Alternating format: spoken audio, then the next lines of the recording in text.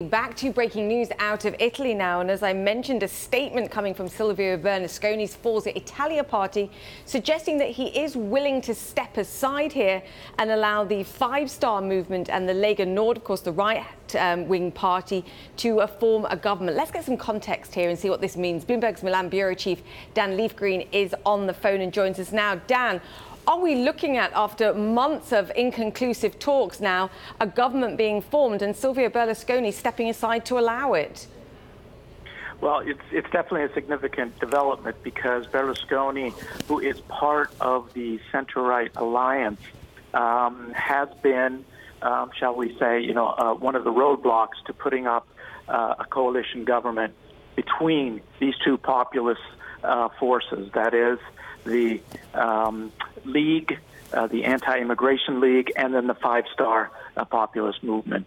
The Five Star leader, Mr. Di Maio, has always been opposed to bringing in Berlusconi to an eventual government, and Berlusconi himself hasn't been excited about the prospects of his coalition joining. So this is a significant development. It doesn't mean that there definitely is a deal wrapped up, but the fact that he has said he's open to an agreement is quite significant.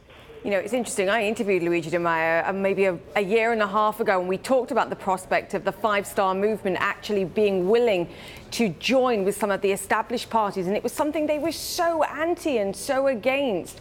Why now? Why is it okay now to join with an established party and form a government? Is it a case of desperate times, desperate measures?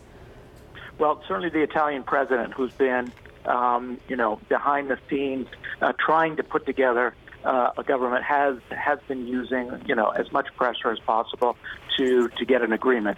He has essentially given them earlier today 24 hours to come up with a deal. Otherwise, he was going to put together a so-called neutral government that would just act as a caretaker in a caretaker role until new elections, starting from this summer or January of next year.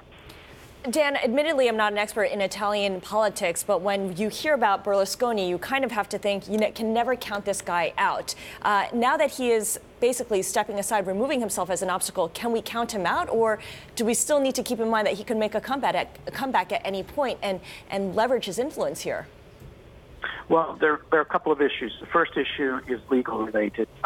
He has been convicted of a felony in a case in Italy, and that prohibits him from actually holding public office for probably at least another year. The other issue is his party, Forza Italia, which he founded several years ago, did not do that well in the March elections, and he effectively lost control of his coalition to the League. So he hasn't been in a great position. What he gets out of this, perhaps, is it will create an image, perhaps, of him being a statesman who allowed this coalition, perhaps, to get into a governing role.